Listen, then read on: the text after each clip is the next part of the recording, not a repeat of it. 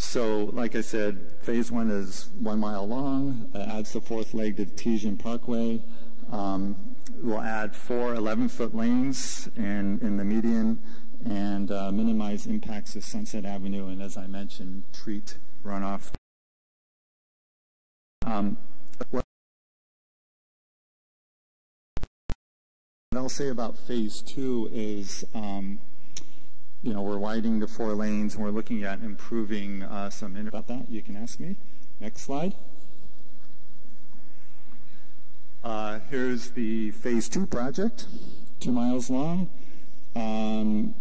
You could see we have a improved intersection to the fuel farm property for GIA at their request, so they can use that land for future development. Next slide. And here's the phase 2 typical sections. If you have any questions about that, similar to phase 1, you can ask me. So next slide. So status of the projects. Phase 1, it's DPW funded design contract with DCA. It's approximately 50% complete. As I said before, completion is around the first quarter of 2018. And estimated construction costs is between 15 and 20 million. The reason it's estimated right now is we're just starting the design of the amended amount. So our engineer still has to do a more detailed engineer's estimate. The status of phase 2, again, it's a DPW funded design. We're in procurement for the consultant, so we only have scoping level design, which is about 5%. And we estimate the completion of that design either probably in 2019. We still have to develop a schedule for that. And the estimated construction cost is between 35 and 40 million. Again, the large range is because it's just a scoping level design, and we still have to get into details about that. And then finally, I have my conclusion slide, which just reiterates a lot of what I said. Like I said, phase 1 is a high priority for the 2030 Guam Transportation Plan. And again, because of it improves traffic capacity locally and regionally, it's necessary for the Tejin Parkway connection. There's no construction money available as part of DPW's current 4-year transportation plan. And increases safety and traffic operations for Route 10A, the Guam International Airport, Sunset Avenue, Route 1, Tejin Parkway, Route 16, and Route 25. And it improves access to and from Guam International Airport, improves operation and economic development of Guam International Airport. It opens up their land for development in terms of providing better intersections for that. And it provides alternative modes of transportation along 10A for pedestrians and bicyclists. And finally, the island of Guam needs this project to be completed. With that, if you have any questions, feel free to ask. Thank you very much, Mr. Nadal, for that particular presentation. Before I open it up to questions, Mr. Director, you have any additional comments you would like to provide? No, sir. Just that Ken is here for, this project has been on the books before I even got in place, so for institutional knowledge and his relationship with the Federal Highways is very, very good. So if you have any information, any detailed information, I will direct that to him. Thank you very much, Mr. Leongoro. And I just want to start off, Mr. Nadal, you did answer a number of the initial questions I had in terms of the anticipated cost of the Phase 1, 10A construction, inclusive of Phase 2, and then what the link is. Now, my question is, with the Tejin, I'm going to consolidate some of the questions, lines of questions, because it certainly is applicable. One statement that you highlighted more than twice was that Phase 1 of 10A is necessary for the Tejin Parkway connection. Is the Tejin Parkway connection able to proceed without the funding and the anticipated construction of 10A? We will proceed with, even if it's not funded we're just saying that it's a piece that fits well, and because what we're going to do is we're going to increase traffic flow by increasing the number of lanes up until the Home Depot.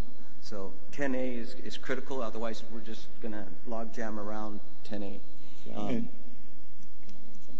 Now I'd like to add something. If you did not have that intersection of Tejan Parkway Phase 2 with 10A Phase 1, as I showed you in the presentation, the only way that you would be able to get from Tejan Parkway Phase 1 would be to get back onto Sunset and follow the existing Sunset down to 10A. So there would be a route, but from a traffic operations point of view and a traffic capacity point of view, it would be very difficult and congested. But in anticipating your question, would it hold our desire to finish Phase 2 Tejan Parkway? No, we're going to still proceed with that. And you're proceeding with the acquisition of a Garvey, or proceeding with a Garvey bond into the market, so that in fact you can get not for the Tejan Parkway Phase 2 portion. We'll proceed with that once we get the rights of way issues taken care of. And we have 6 parcels. We're working with the airport to purchase. What is your timeline for the acquisition of the 6 parcels of property? I'm understanding that because a couple of the parcels are in probate, or actually most of them are in probate, we may, I think there's one parcel that we may have to go to condemnation, so we'll have to come back here asking for the legislature to allow us to proceed with the condemnation. Okay, so talking about the Parkway and Route 10A, where does the airport authority fit into this equation? Well, as Brady indicated, and Ken, you can chime in, and Chuck, the Department of Public Works is only involved in coming up with the design. We're going to do we're going to fund the Tejan Parkway, but 10A, as we said, belongs to the airport, and it's so the construction costs would be up to the airport. Mr. Blas, do you have any additional comments on this? We don't, Senator, we don't have the funds programmed in our TIP for the construction of 10A, so we were looking to partner with the airport since they do own the roadway system, and it is beneficial, most especially the connection for Tejan Phase 2, as well as Tejan 10A Phase 2, which they hope to develop a commercial area up by towards Route 16. Yeah, so we were looking to them to partner with the DPW. We are paying for the design of this particular project, and since they do own the Route 10A, we're looking to them to pay for the construction of 10A. Mr. Adad, the airport's involvement, did you have any response to that particular request for partnership? Yes, we did have discussions earlier this week with the DPW with this particular matter.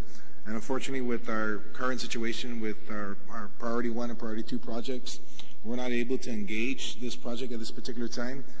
We do, however, look to possibly the 2023 with regards to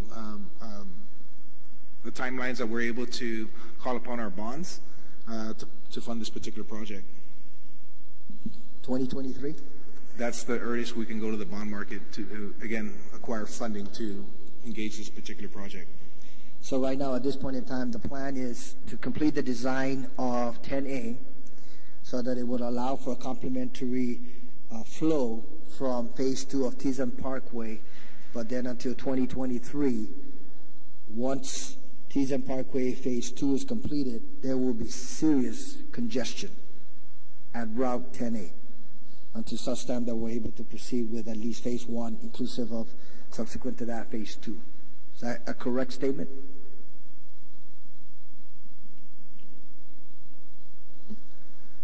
It would be more traffic on the newly completed Tejan and Sunset, because if you can imagine the Tejan Parkway, if you can imagine a road like a pipe, right? And the new Tejan Parkway will be a nice big flowing pipe, and then it would empty up into Sunset, the current Sunset near the airport, which would be more constrained. So So a lot of congestion would occur in that connection between Tejan Parkway and Sunset at the airport.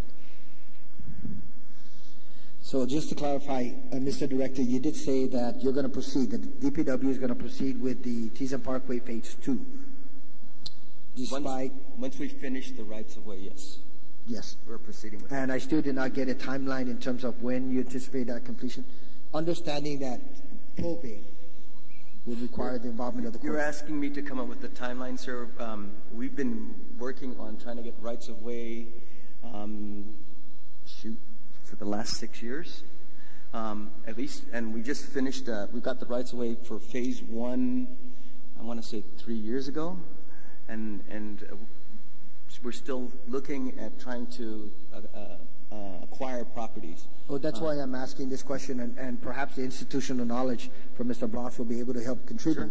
Only understanding because DPW over the course of the last 20, 30 years has worked projects where, in fact, there had to be an acquisition of rights of way with private landowners. So what is the anticipated timeline? Let's say, for example, you provide 2019, then at least we can shoot for 2019 and find out where we are in the entire process. So with historical activities at DPW, based on the pending 6 private property owners that you have to negotiate with, what is an anticipated timeline for that? Because going out to acquire the funds is already part of the plan.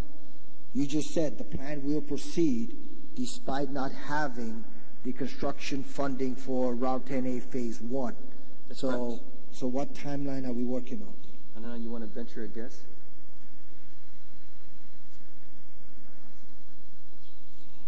He's just whispering into my ears. He's saying another 2 years. And that's, again, depending, because we still have to go through probate, we still have to go through the courts, and all realistically, I understand that. That's why I'm asking for a projected timeline. Right. And obviously, if there's an opportunity to shorten that, then that would come into play. Let me just ask some general questions with regards to Tejan Parkway Phase 2.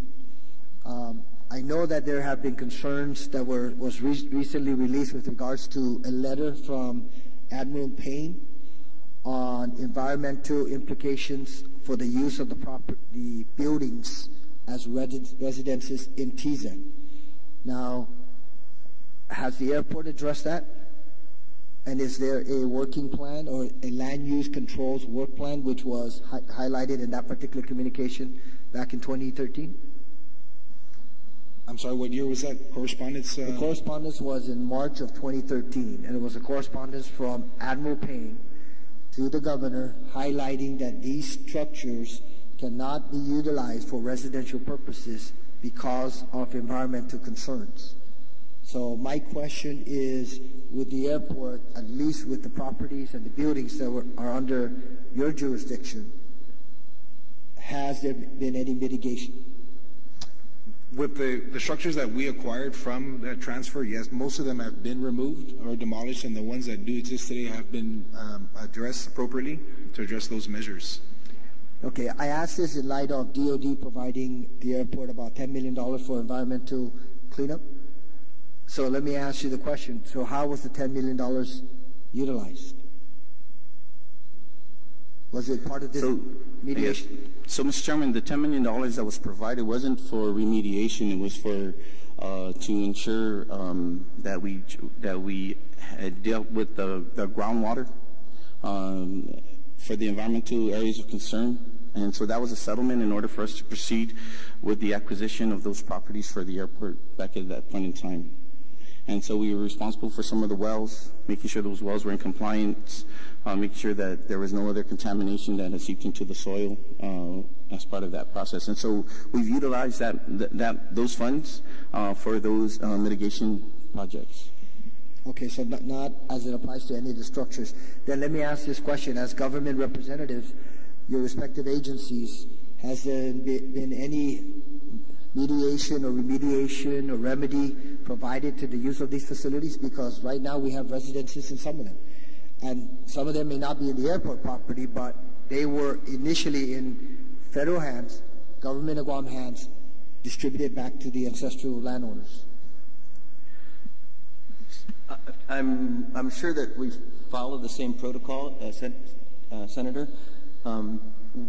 Once we acquire the property that we need for our roadway and we demolish the structure, we do follow the same the environmental mitigation as required by law.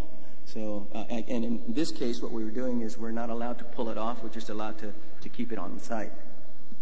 So prior to the distribution of these structures to the original landowners, they were notified I don't know, of the sir. environmental situation. The property wasn't given to us. It was given to the ancestral land, correct? And so... Okay, let me ask one follow-up question, because I know one of the recommendations from Admiral Payne is trying to work with the government of Guam to create a land use controls work plan.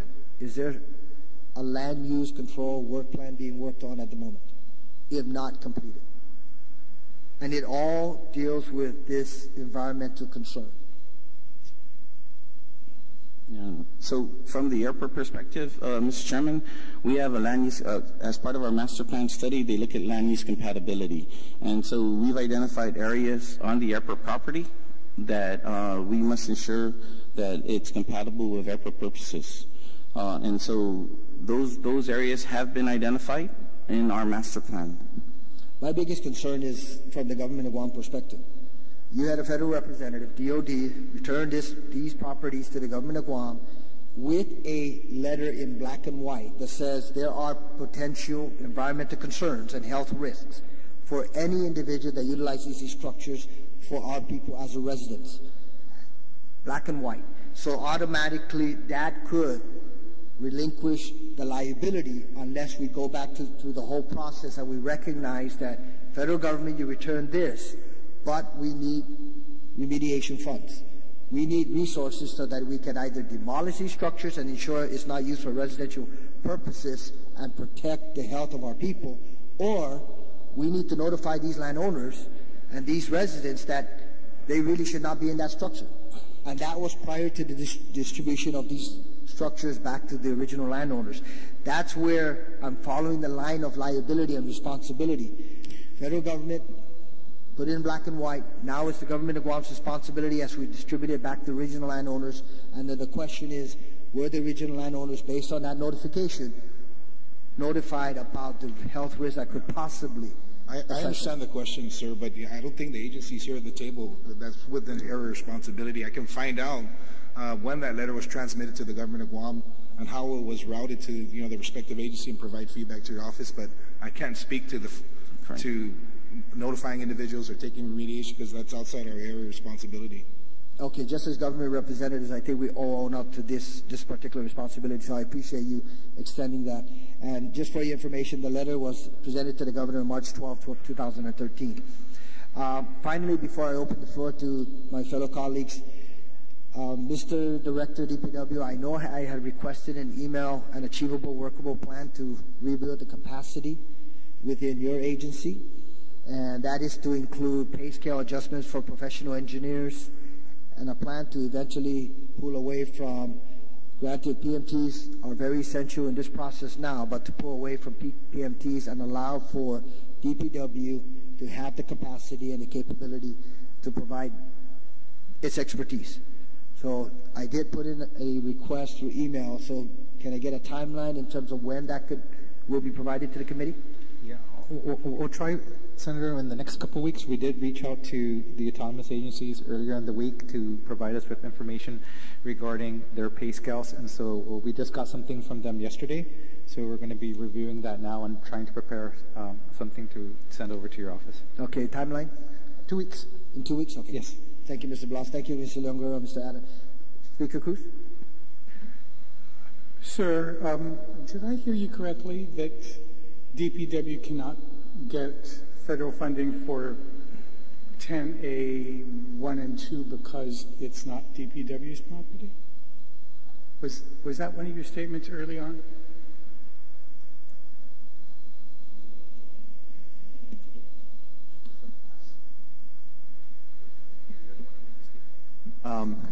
I wouldn't say you can't get funding, just there wasn't an interest to provide funding.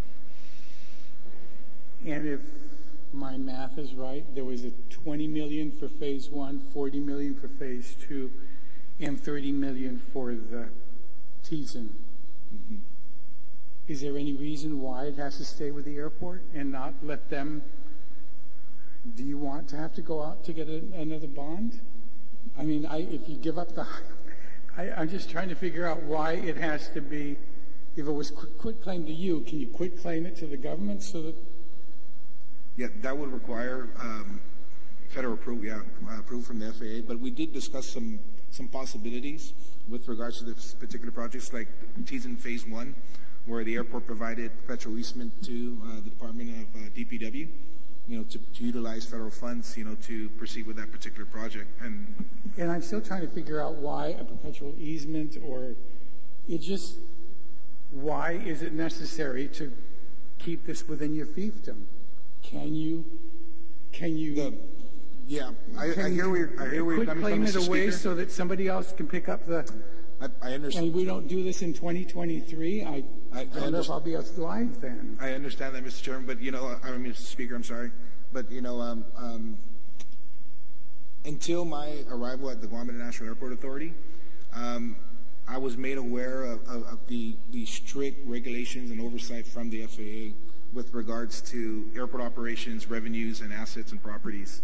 And it's a challenge across the country, but the reasoning for that is to ensure that the Department of Transportation ensures that the United States has a solid infrastructure with regards to air transportation. So and I'm trying to find the right word, where monitoring of these assets of these airport sponsors, it's intense. When we conduct our monthly what we call UDO meetings, they last about 4 hours with the federal government, and it's everything from land issues to all the projects. They come out twice a year. One of those is for our land use inspections, and to ensure that there's compliance specifically for airport use only. And that's the world that we live in, and we try as much as we want to be a contributing factor to the community that we're in. There's a lot of restrictions on how we manage and run operations at the airport through the federal regulations and mandates that's placed upon us. Then it brings me to the other question: is how could we have given up? How could FAA have allowed the airport to give up control of Teason Highway? Well, we didn't give up control. It was just access for the perpetual easement, and the reasoning for that was the expanded runway. We paid for it. Yeah. The airport, DPW bought that from, GovGuam bought it from. We bought a portion of Teason Phase 1 from the airport authority. Yeah. And the reasoning with that particular situation was the focus of the FAA to open up our expanded runway, 6 left, 24 right, because I was in the runway safety area. So. I can understand. It would seem to me that having control over a roadway that goes directly in front of a runway or could affect the runway operation would be more important to the airport than one that runs from 1A up along the side to 16, because that's completely outside of airport operations. I can see wanting to make sure that you have control to get to the airport, but it just, I still don't understand why it's absolutely necessary to keep it within airport control and can't go to DPW so that we can relieve you of the 60 that you are needing to borrow because of the fact that it's just ownership. Yeah, and again, we're looking to explore the possibilities of doing something similar like we did with Teason Phase 1. And is it my understanding? Where is Teason going to come down? They keep talking about Teason Part 2 coming down somewhere in 2023.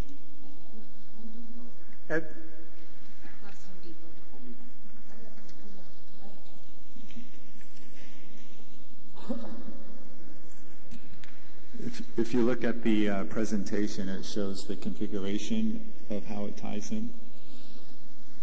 Essentially, it's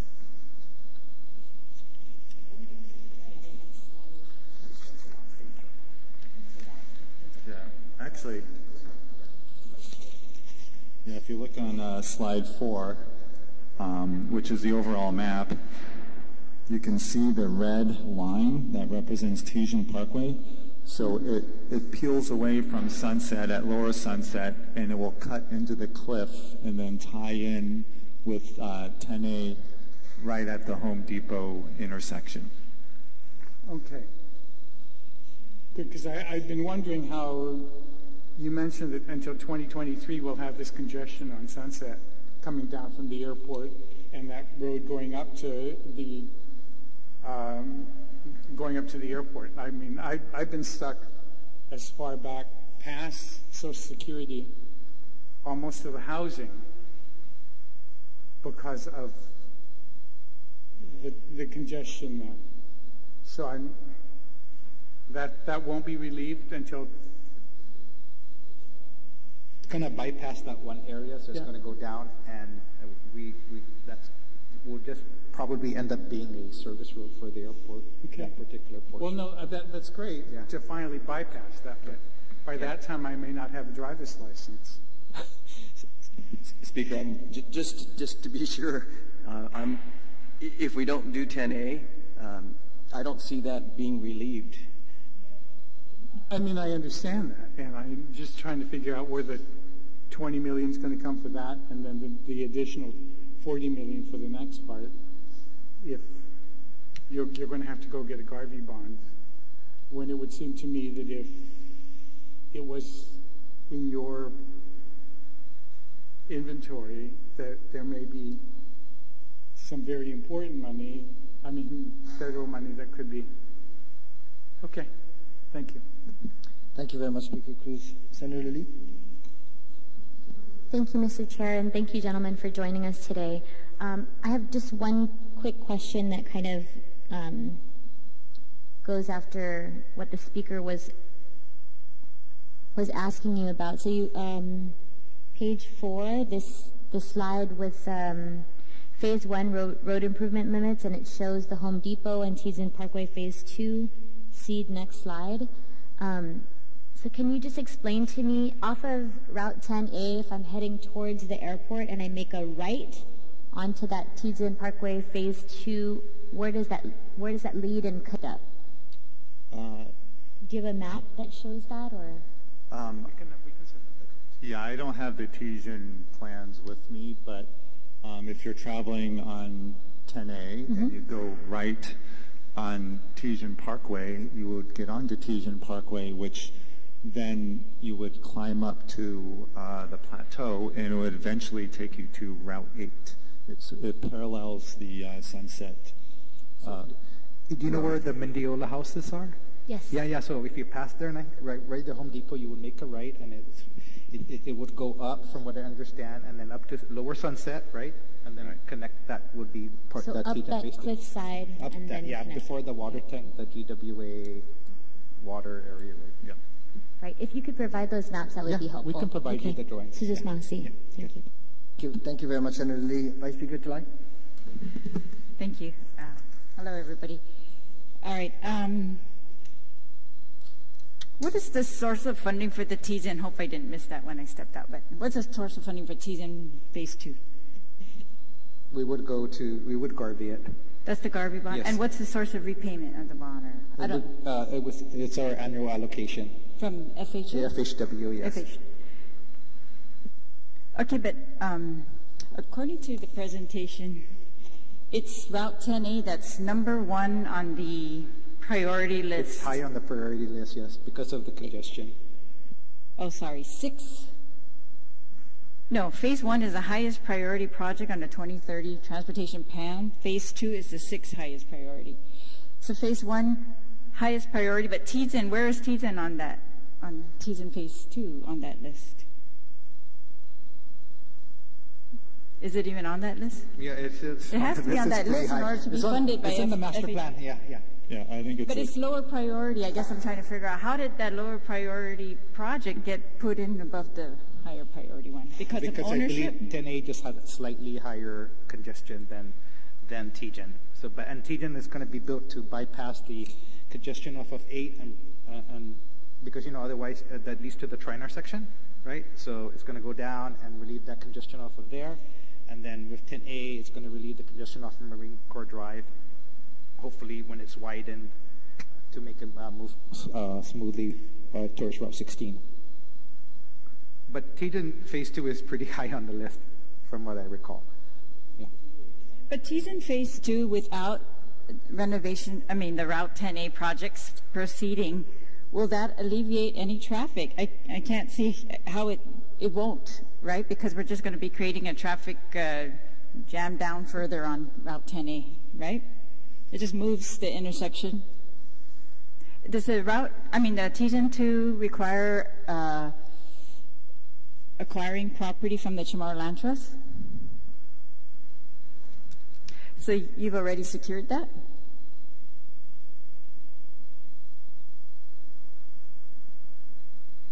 Senator, I believe not yet. We're in the process. I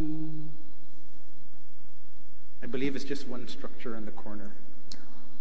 I know you have a long history in planning the TGen and that there were many designs contemplated or routes, but why did it not just follow the current route and make that intersection more conducive?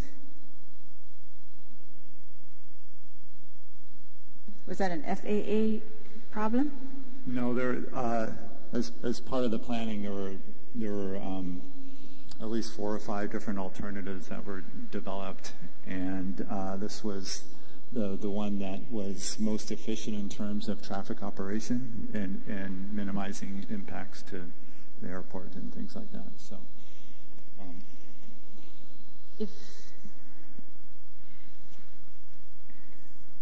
Vice Speaker, if I can just, again, before I came into the department, my understanding from the public was the issue with TGen was FAA required, and there was a timeline that therefore that pushed this project, and we've collaborated FHWA with FAA, Airport, and DPW to come up with this project to come up before it, even though it wasn't the highest priority. So there was a timeline or the time constraint. That's what forced us, I guess, correct me if I'm wrong, why we went down that route. And then your second question was, I can't remember the second question. Just does it make sense to proceed with Phase 2 of TGen if we can't secure Route 10A?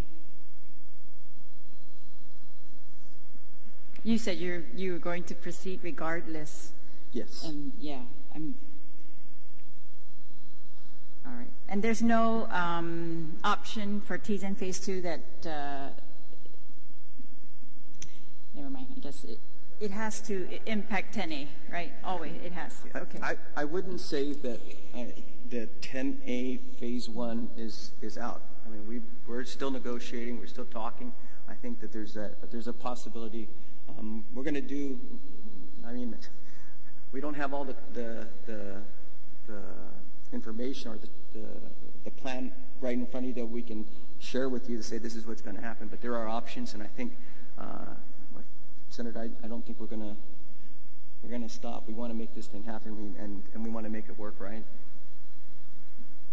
So, for example, if the airport gave up an easement to you for Route 10A over to the government of Guam, DPW would be able to use highway funds for that? Does it have enough? It would be able to, but from what I understand, and Chuck, correct me if I'm wrong, even if they were to give us an easement, we would have to buy it because of your covenants with the FAA. I thought you have a perpetual easement for the TGen part.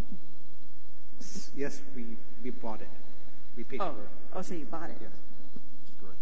Yeah, you said you bought it, but you said perpetual easement. Yeah, So.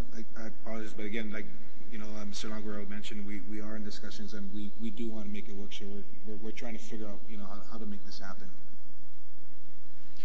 All right. Kin, the plans, the drawings show that we're creating 2 lanes in both directions. Does that match with your traffic, where the traffic problems exist? Yes, and that's basically the configuration of the road is based on looking at the future traffic, and that's what drove putting in 4 lanes. From so not necessarily existing traffic patterns. What are the future traffic that you're expecting, or what that was incorporated in here?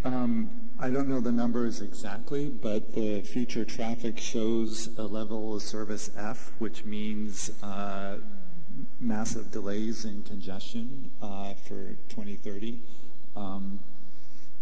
So that's kind of what it shows. I'm asking because my own personal experience, I'm just a layman driver, is there's congestion in certain directions, but not necessarily in all directions at all times. Yeah. And just to let you know, the airport recently purchased some equipment for their signals, and so we're going to be working with them very closely this week or possibly next week to try to mitigate and change the timing to help that flow just a little bit better. That's great. Yeah, but it's just hard because it's just that one lane that turns up towards 10A, and then the other one goes straight. So with the addition of the second lane that's going to be parallel to it, it should alleviate congestion even more. Right. And so the airport owns 10A all the way from Marine Drive? Oh, okay. Marine Corps Drive. All right. I thought it was only that intersection part. Okay. So, all right. I'm glad that's clear. All right. Can I ask the airport, do you know, Mr. Addo, what they did with the money they received from Teton Phase 1, the purchase? Where did that money go? What was it allocated for? The reason I'm asking is because I'm thinking, ancestral lands also. Those funds are to be used to acquire additional properties that we need to acquire as part of our economic development in that particular area. So there's certain parcels that we would still have to acquire from for our share as part of the Teton Parkway Phase 2 construction. Can you explain that? There's properties on that were given back to original landowners closer to the runway that we purchased from the original landowners with that funding. Let me clarify that, ma'am. It's our share of that remnant parcel. So in other words, when the parkway goes through the property, part of the property is going to be unusable, but it's usable for the airport, but it's unusable for DPW or the government for any type of economic development. And so the airport will acquire that portion and be responsible for the demolition and mitigation of that particular area when it turns over to airport property. All right. Those are all my questions for now, Mr. Thank you very much, Madam Vice Speaker, and Mr. Leongro, Mr. Nadal, and Mr. Blas. Thank you for your comments this afternoon. And also, I do have some additional questions I would like to present to you on the record, and then I will forward a letter to you requesting specifically this again, but I wanted to make sure that I initially bring it to your attention. There are other questions that with regards to the airport authority. The first one would be, when the Certified Technical Professional C2P study and the Competitive Wage Act was implemented, was it across the board at GIAA? If not, which divisions were left out? Why? When will they be made whole? And then also, airport police and ARF was not adjusted because of the 40% law enforcement pay. Is there a difference in pay scales? That's the first question. The second question would be, do you currently employ limited term appointment LTA positions at GIAA? If so, what are those positions? Secondly, within the last year, did you have any LTA employees who are now classified employees? And then, did you open new classified positions? Or are you filling vacant classified positions? So, I'm posing these particular questions now, and if you have any initial response, but I would also like to get it in black and white. The third question would be, have you reprogrammed monies from operational budget and or bond funds for other purposes? If so, what was the purpose? And what is that total amount? And then finally, the fourth question would be, what classified management positions are vacant at GIAA? And for example, I know that there's a critical position, I believe it's the superintendent of facilities position, and it has yet to be filled. So my question would be, what are the plans for the airport authority in terms of proceeding in filling those positions? I also have some requests or deliverables that were requested during the course of the discussion. One, this is for the airport, is updated bonds proceed expenditures list. The other info was on the land use control plan regarding the T's and buildings. I know, Mr. Atta, you said that you were going to communicate with the other agency to get that information and provide it to the committee. And then for DPW, it's the working plan on the building capacity within your agency, especially as it deals with projects. And then there was an additional request for the overlaying of the map with regards to Sunset Boulevard and how that's going to be impacted by virtue of the Teaser Parkway Phase 2. So those are deliverables. I do request that those particular items be responded to at the earliest time. I know that the working plan was 2 weeks. I know that getting information from the other agency could conceivably take a week or up to 2 weeks. So I would like to request that information. If there's no other statements or comments, I certainly appreciate your participation in today's discussion. I think a lot of it is really getting the people of Guam to understand exactly where we are with certain projects and certain activities and how government funds are being expended, and where we are with Route 10A in at least not only designing that, but the eventual construction or expansion of that particular roadway to alleviate some of the congestions in the Teasan area and along the airport area. So I thank you for your participation in today's discussion. Thank you very much. This concludes the oversight hearing on DPW as well as the airport. Thank you.